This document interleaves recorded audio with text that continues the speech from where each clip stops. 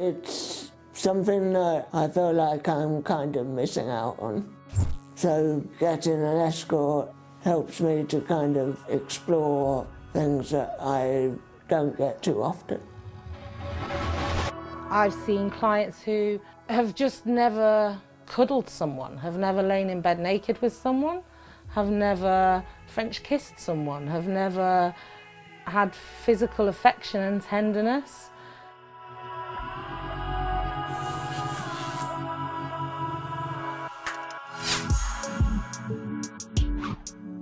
Disability is not something Alex Squire allows to get in the way of a sex life. The 29-year-old blogger and power chair user has had girlfriends in the past and occasionally used sex workers. I need help to get on the bed. I need a hoist. Once I'm on the bed and then undressed, then the escort can do the rest.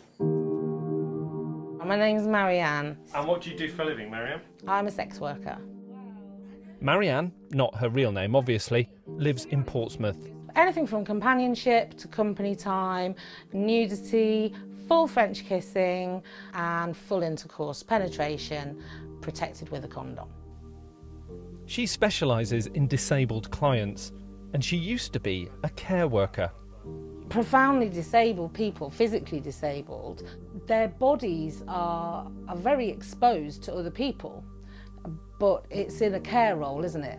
So strangers, sometimes complete strangers, come in and touch these people's most intimate regions, but in a completely non-affectionate way.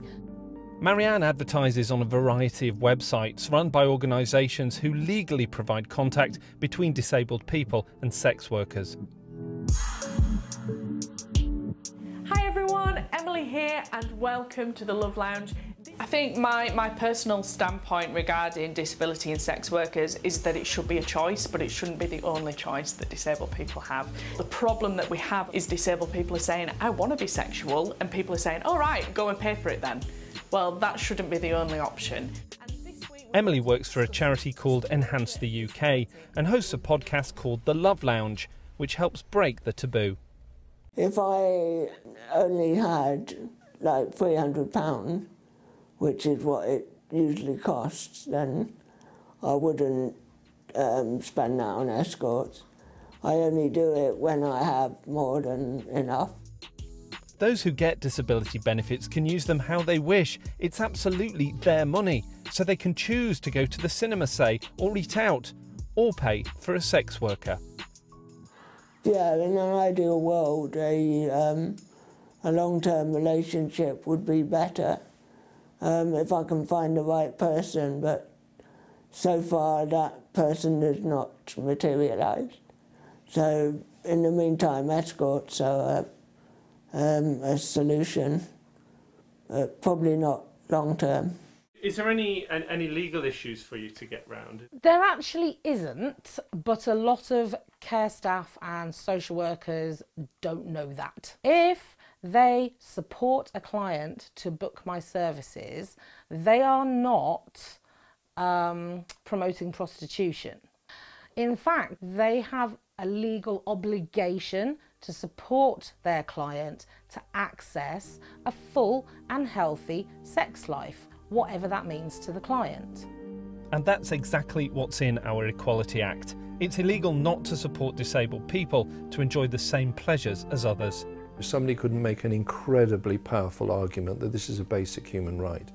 Okay, you don't die from a lack of sex like you do from a lack of food and water. But really, there are parts of you that do die. Graham is a sex therapist with disabled and able-bodied clients. He says the time is right for a sexual revolution. Often clients say, I'm so glad you do this because I don't know where else I would turn. I don't know who I'd go to. I don't know how to solve this problem in any other way. It makes me feel like, yeah, in some ways this is a job before its time. I wouldn't be at all surprised in 5 years' time this isn't on the national health. But when 2/3 of people admit they feel uncomfortable just talking to disabled people, how are we going to get any sort of sexual equality? One of the biggest blocks, if you like, is society's attitudes to it. Just educate yourself, use the right terminology surrounding disabled people, realise that actually disabled people are sexual beings. They do want to have a bit of a laugh, they do want to get into relationships. I'm not really sure what I like yet, and I'm still exploring. It's an eye-opening experience. Yeah. But of course, that's what it is for everyone, isn't it? It's never never plain sailing. It's never like in the movies, is it? It's trial and error, really. I'll get there in the end.